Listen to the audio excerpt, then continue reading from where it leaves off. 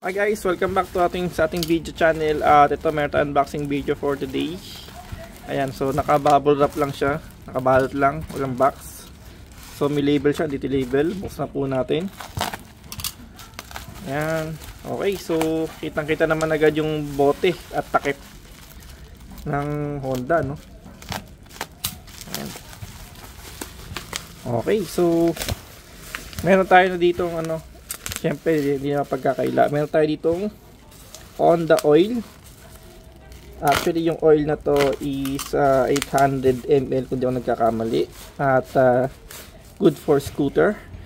And it's actually is a 1 liter pala.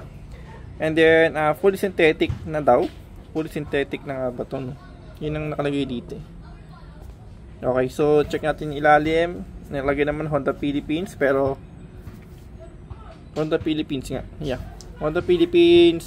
Tapos ayan yung kanyang label. Tanawan, Batangas. Made in the Philippines. So talagang good for the Philippines talaga siya. Yung cup niya, yan, may naka-engrave na Honda.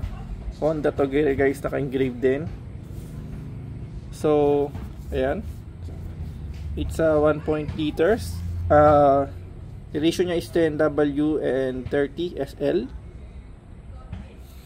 Honda Genuine L, same din dito. Check natin lalim. Ayan.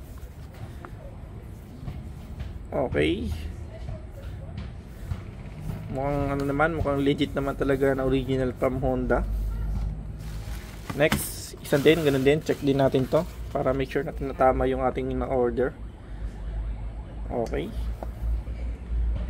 So, sana meron silang 800 ml lang, So, 1 point something to. Kaya nabili na sa Shopee. Okay guys, so thank you for watching po. Mag-change tayo sa ating on the beat.